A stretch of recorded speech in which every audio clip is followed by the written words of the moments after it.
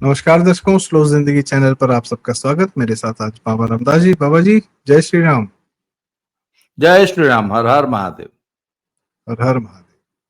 बाबा जी, जैसे आपने जय श्री राम का नारा दिया, हर हर महादेव का नारा दिया, तो हमारे आराध्यों ने न सिर्फ जनता के लिए कार्य किया बल्कि दुश्मनों का निपटारा भी किया। तो उनसे ही सीखते हुए जो आजकल के हमारे दुश्मन हैं, जो घोषित रूप से खुलेआम, हम उनको दुश्मन नहीं कहते, वो अपने आप को हमारा दुश्मन कहते हैं। वो भारत को अपना दुश्मन मानते हैं। भारत को काटने का, बंटवारा करने का ये वो एक बार कार्य कर चुके हैं 1947 में।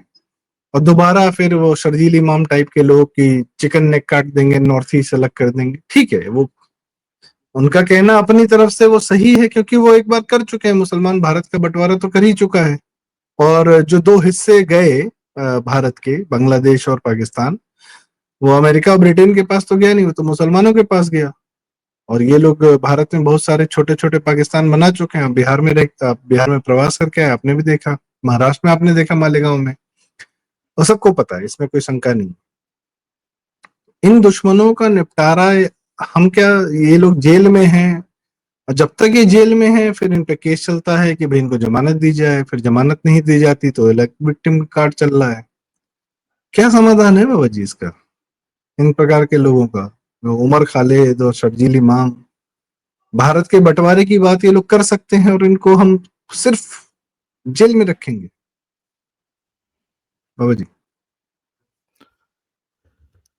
संदीप भाई, मैं आगे आपकी बात को आगे बढ़ाने से पहले एक बताना चाहता हूं, जानकारी देना चाहता हूं अपने दर्शकों को। अररिया जिले के एक गांव में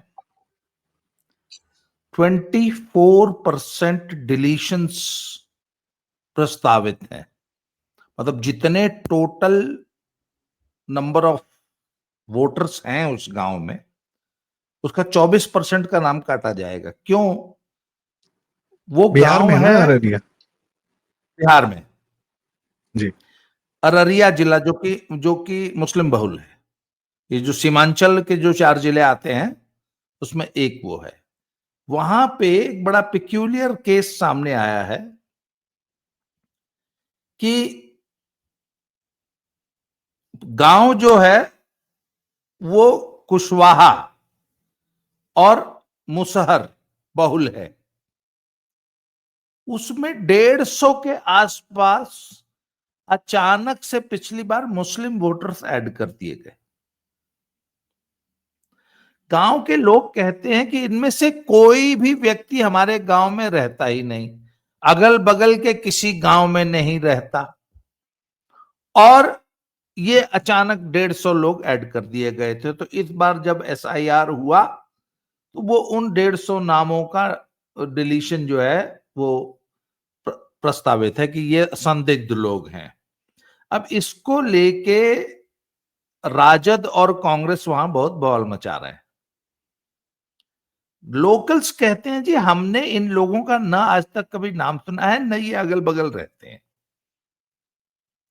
और कहते हैं कि इस प्रकार से बहुत सारे संदिग्ध नाम जो कि मुस्लिम्स हैं उनकी संख्या है बहुत भारी मात्रा में।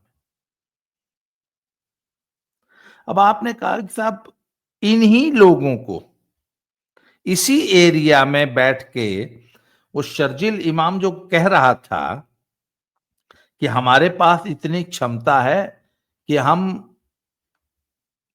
चिकन नेक को ब्लॉक कर सकते हैं और आसाम एवं अन्य पूर्वोत्तर के राज्यों को भारत की मेन उससे काट सकते हैं। ऐसे व्यक्ति को भारत ने, अच्छा, इसका बकायदा डिजिटल एविडेंस, वो वीडियो जो कि फोरेंसिक लैब से सही साबित हुआ है, ये आदमी भारत के एक और टुकड़ा भारत से अलग करने का षड्यंत्र रच रहा है और लोगों से आह्वान कर रहा है कि आप सब लाखों की संख्या में उतर के सड़कों पे आइए और भारत सरकार से, आर्मी से लड़िए और उस रास्ते को ब्लॉक कीजिए जिससे कि भारत, उसने बाकायदा टर्म यूज किया है कि हम भारतीय सेना को उस पार जाने से रोक सकते हैं। अब भारतीय सेना को रोकने के लिए तो फिर तो पूरा युद्ध होगा ना। आप ऐसे, अच्छा ऐसे एक सड़क पे आप सब इकट्ठे हो जाएंगे और भारतीय सेना को कैसे रोक देंगे आने जाने से? हैं? तो सर, एक आदमी भारतीय सेना और भारत, एक राज्य, एक स्टेट के खिलाफ युद्ध के लिए आह्वान कर रहा है और भारत का एक वर्ग उसके पक्ष में खड़ा है। Lawyers like Kapil Sibal, lawyers like Prashant Bhushan, and politicians like Akhilesh Yadav, politicians like Tejashwi Yadav, या पॉलिटिशियंस लाइक राहुल गांधी, या पॉलिटिशियंस लाइक अरविंद केजरीवाल जी। बाबा जी, stand up comedian celebrities like Varun Grover, Mumbai के जितने स्टैंड अप कॉमेडियन हैं, बॉलीवुड के बहुत सारे, जी। सब शर्जील इमाम के फेवर में खड़े हुए इस समय जी। अच्छा, आज मैं वो आरफा खानम शेरवानी का एक प्रोग्राम सुन रहा था, देख रहा था, जिसमें she was talking to Apoorvanand, who is the professor in Delhi university, and he is telling कि शर्जील इमाम को इसलिए बंद करके रखा गया है, उमर खालिद को इसलिए बंद करके रखा गया है कि he is number one, he is a Muslim, Number two, he is a learned man. He is a scholar. He is a PhD scholar. और पढ़ा लिखा मुसलमान इस देश की सरकार के लिए बहुत बड़ा खतरा है, इसलिए इसको जो है जबरदस्ती युवापा लगा के इस सरकार ने बंद कर दिया है और बेल तक नहीं दे रही है। दूसरी तरफ सुन लीजिए, हमारे एक्स चीफ जस्टिस जो है चंद्रचूड़, उन्होंने एक बयान दिया, मैंने एक्स पे वो सुना है। वो कहते हैं कि खुद इसके वकीलों ने 7 बार बेल एप्लीकेशन वापस ले ली अलग अलग कोर्ट्स में, 7 टाइम्स। और वो वकील कौन थे? कपिल सिब्बल। कहते ये खुद, अच्छा इनको पता था कि बेल रिजेक्ट हो जाएगी, तो ये बेल वापस ले लेते हैं। समाज में क्या प्रचारित करते हैं, देश में क्या प्रचारित करते हैं कि बताइए हमारे देश की जुडिशरी इतनी जालिम है, ये सरकार इतनी जालिम है कि एक बेचारे मुसलमान को बिना किसी मुकदमे के 5 साल से जेल में ठूंस के रखा है। वाह, बेचारा मुसलमान।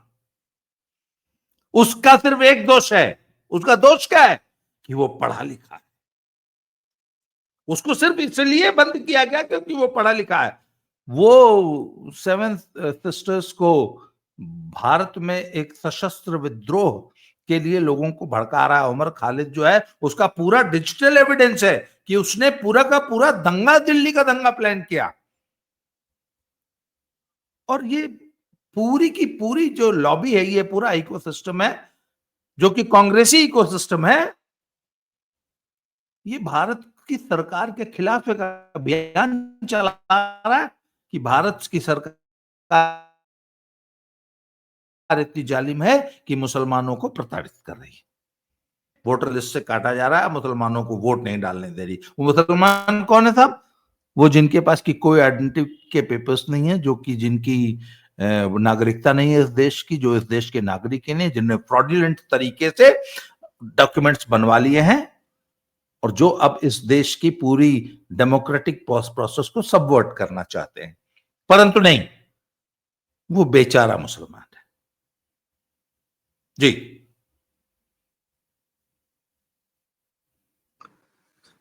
बाबा जी, आपकी पूरी बातचीत में 2-4 पॉइंट्स आए, मैं उस पर भी अपनी ही थोड़े कुछ विचार प्रस्तुत करना चाहूंगा दर्शकों की आज्ञा से। वो अक्सर नाराज हो जाते हैं जब मैं आपकी बातचीत में अपने विचार प्रस्तुत करता हूँ। अररिया जिले का नाम आपने लिया, तो ये मुसलमान जो है अररिया को अरबिया बनाने के प्रयास में है और इस प्रकार से डेमोग्राफी चेंज हो रही है। शर्जील इमाम चाह रहे हैं कि जो है असम कट जाए भारत से, ये सपना तो औरंगजेब का था सर, जो अहोम राजवंश ने कभी जो है पूरा नहीं होने दिया। लचित बोरफुकन जैसे महान योद्धा, महान राजा, उन लोगों ने पूरे औरंगजेब की सुन्ना को ध्वस्त कर दिया। तो ये सपना तब का है सर, ये औरंगजेब के औलादे हैं ना ये सारे के सारे। तो ये वही चाह रहे हैं कि नॉर्थ ईस्ट अलग हो जाए। अच्छा, जब ये नॉर्थ ईस्ट कहते हैं तो इनको लगता है कि नॉर्थ ईस्ट में जो है भारत से कुछ अलग लोग रहते हैं, जैसे बांग्लादेश अलग हो, ये भी अलग हो सकता है। भाई तुम कोशिश करके देख लो, इधर से पश्चिम बंगाल प्रदेश या बिहार से शायद उतने लोग ना आए तुमको दबाने के लिए। असम से, नागालैंड से, मिजोरम से और सारी जो हमारी गोरखा जाति है ना, वो तुमको आके इसी चिकन नेक पे तुम्हारा काट लेगी, ये तय है। तो थोड़ा संभल के चलो जवान, चिकन नेक पे जा रहे हो तो उधर से तुम, इधर से तो हमारी आर्मी जाएगी, उधर से वहां की जनता आएगी। और ये मेघालय और त्रिपुरा की जनता ने बहुत कायदे से बताया है सर, असम में मुसलमान बहुल है, पश्चिम बंगाल में मुसलमान बहुल है, पर बांग्लादेश की मेजर सीमा त्रिपुरा और मेघालय से मिलती है, और न मेघालय में को मुसलमान नहीं है, त्रिपुरा में को मुसलमान नहीं है। रंजय त्रिपाठी जी हैं, वो बताते हैं बहुत डिटेल में कि मेघालय के लोग वहीं पे बता देते हैं कि इधर आए तो काट दिए जाओ। औकात नहीं है सर बांग्लादेशी मुसलमान की मेघालय में घुसने की। आप देखेंगे तो बांग्लादेश दो तरफ से कायदे से मेघालय से आराम से घिरा हुआ है। तीसरा सर, पढ़ा लिखा मुसलमान ही सबसे खतरनाक मुसलमान है। जावेद अख्तर, सलीम खान, शाहरुख खान, इन सब ने जो हिंदुओं का नुकसान किया है, उस ये आतंकवादियों ने इतना बड़ा नुकसान नहीं किया जितना इन पढ़े लिखे सेकुलर जिहादियों ने किया है। तो ये जो पढ़े लिखे हैं ना, ये वाकई में सबसे ज्यादा खतरनाक है। इस मामले में तो मैं कोर्ट को मानूंगा, या जो भी कह रहा है कि अपूर्वानंद वो खुद ही बिके हुए लोग हैं, क्रिश्चियन है कि हिंदू है भगवान मान लिखे, क्या है वो नक्सल समर्थक है। तो प्रोफेसर हैं एक तो, इन लोगों ने, वामपंथियों ने प्रोफेसर और शिक्षकों का होना बड़ा गलत इस्तेमाल किया, क्योंकि हमारे यहाँ जनरली जो है हमारे समाज में शिक्षकों की लिए इज्जत बड़ी ज्यादा है। दूसरा सर, मैं आखिरी बात आपसे कहना चाहूंगा अपनी, कपिल सिब्बल सर मोदी जी का आदमी है। मैं अब ये मान चुका हूं, अगर सरजील इमाम और उमर खालिद का वकील होते हुए 5 साल से ये दोनों जेल में हैं, और कपिल सिब्बल वो सारे केस लड़ता है, बस जमानत दिला देता है, नहीं दिला देता है, केस सारे हार जाता है, सर है तो मोदी जी के ही आदमी। तो कपिल सिब्बल अपनी तरफ है सर, दिख रहा है उधर, काम अपना कर रहा है। इन दोनों को अभी तक जमानत तो नहीं लेने दिया ना सर। आप स्वयं बता रहे हैं कि जमानत लेने के लिए अर्जियां डाली, वापस ले ली, फिर अर्जियां डाली, फिर वापस ले ली। विक्टिम कार्ड मीडिया में खेल लो, कोई दिक्कत नहीं है, पर ये दोनों बाहर तो नहीं आने पाए ना सर। अब मैं आपसे एक इन विचारों के साथ में इससे एक आगे का सवाल पूछना चाहता हूं सर। ये दोनों बाहर भी आ गए, इनके चाहने वाले इनको फिर वही चालू हो जाएगा कि अरे इनके 5 साल जिंदगी के बर्बाद कर दिए, और मुसलमान थे तो अत्याचार हो गया मोदी सरकार में। ये विक्टिम कार्ड कब तक चलेगा सर? क्या वाकई में इनके साथ मोदी सरकार सही ट्रीटमेंट कर रही है, या कुछ और है जो किया जाना चाहिए बाबा जी, ताकि इन लोग का यह विक्टिम कार्ड खेलने का भी, यूपी में बाबा जी करते हैं, योगी जी हमारे, इन लोग को वो है ना हमारे मुहावरा, जबरा मारे रोने न दे, कि मारते भी हैं रोने भी नहीं देते। तो इन लोग का रोना धोना जो दिल्ली में चल रहा है, क्या इस पर भी कुछ अंकुश लगना चाहिए बाबा जी? सर मैं हिम्मत एक कैसे हो गई कि भारत देश को काटने की बात कर रहे हैं, हिम्मत भी ना हो जी। सर मैं एक बात ना मुझे आज तक समझ में नहीं आई। एक तरफ हम लोग खुद ये सब डिस्कस करते हैं, ये सब तर्क देते हैं कि साहब डीप स्टेट के इशारे पर ये सब देश में अराजकता फैलाना चाहते हैं और बहुत खतरनाक स्थिति है, और इसको, इसमें अगर जरा सा भी अगर बल प्रयोग किया तो स्थिति बिगड़ जाएगी। अभी लेटेस्ट एग्जांपल इंडोनेशिया का है, वहां पर भी एक ठीक बांग्लादेश की तरह एक चुनी हुई सरकार के खिलाफ एक जबरदस्ती का एक फार्स, एक जबरदस्ती का आंदोलन खड़ा किया गया, और जैसे ही सरकार ने थोड़ी सी सख्ती करके कुचलने की कोशिश की तो हजारों की संख्या में स्टूडेंट्स जो हैं रोड पे आ गए और वहां पे हैं।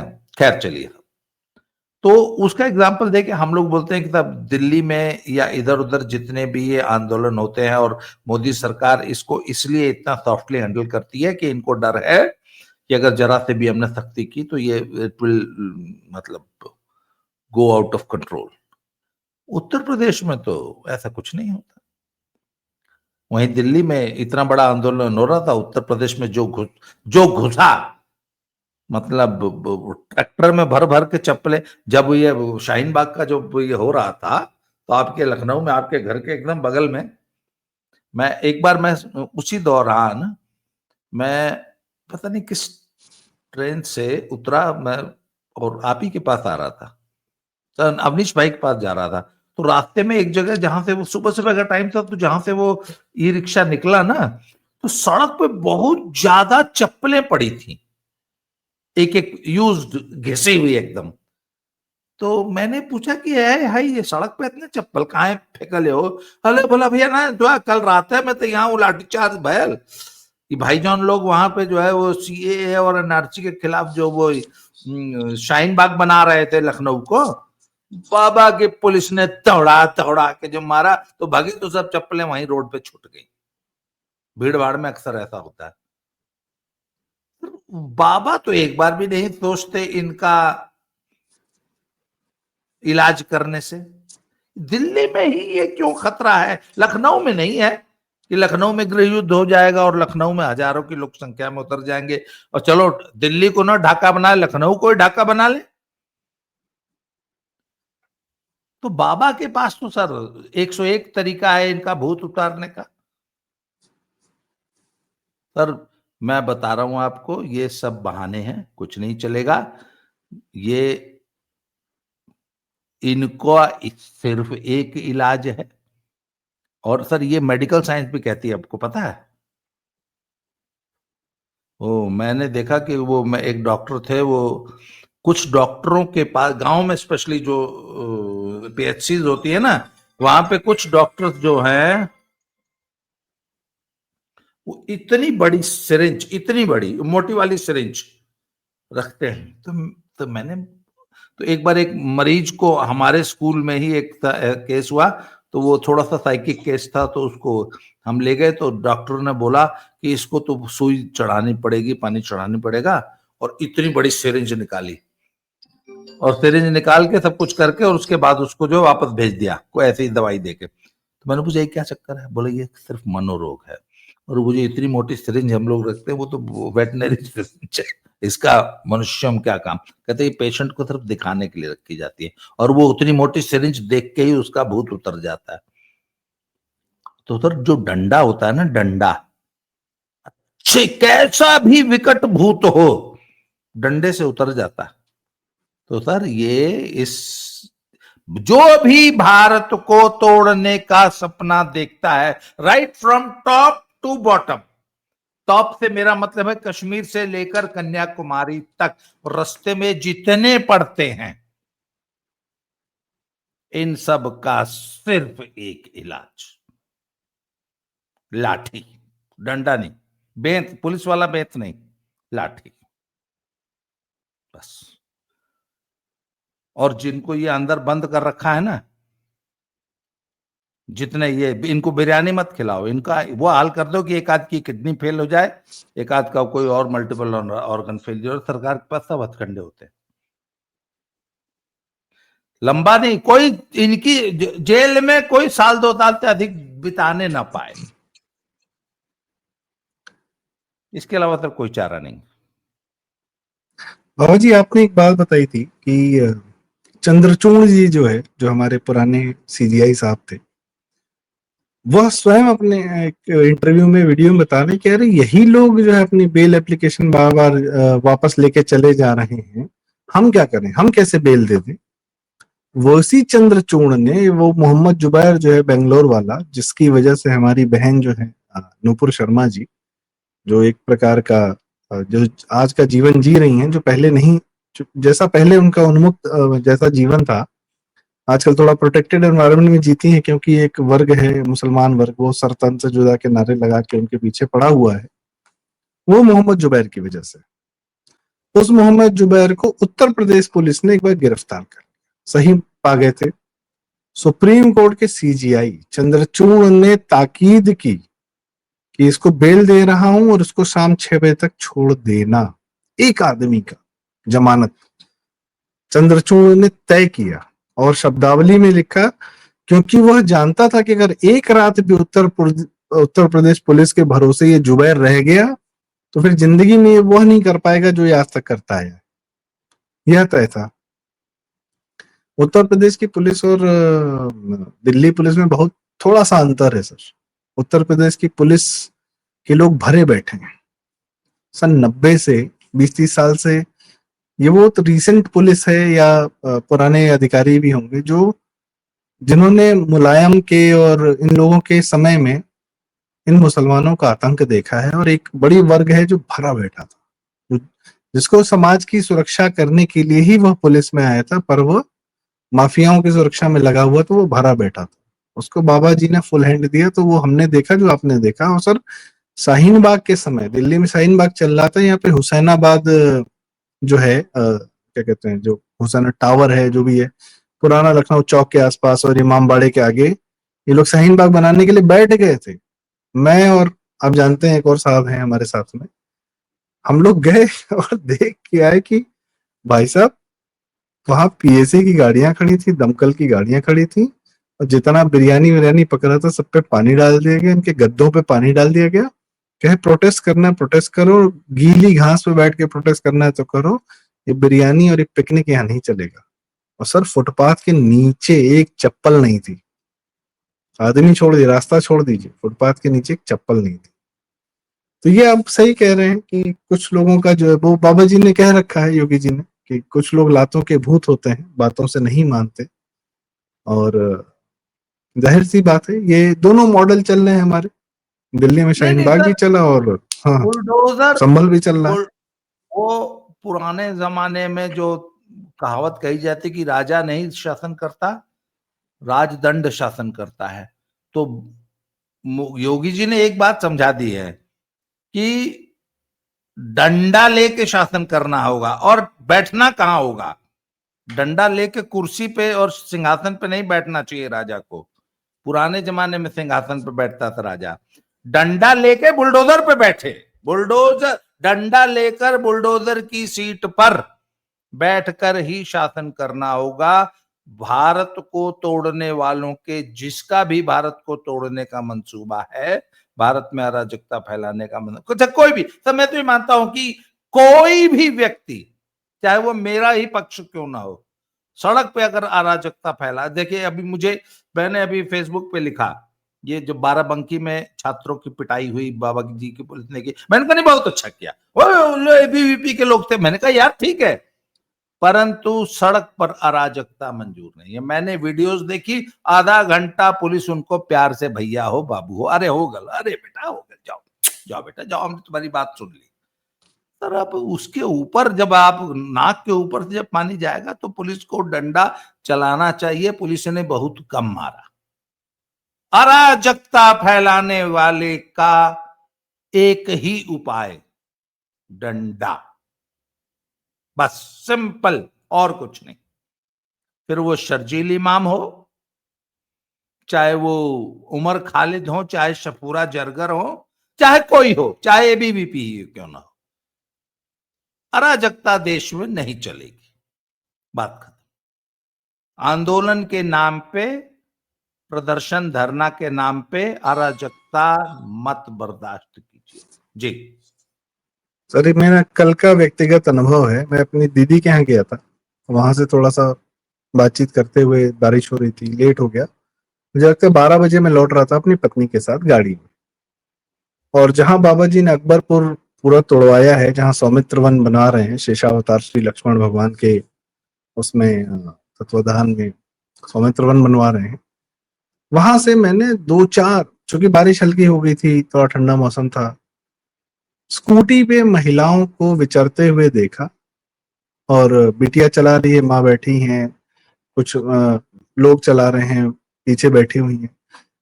और यह दृश्य मुझे अहमदाबाद की याद दिलाता था कि जब अहमदाबाद में मैंने देखा महिलाओं को विचरते हुए रात्रि में सुरक्षित।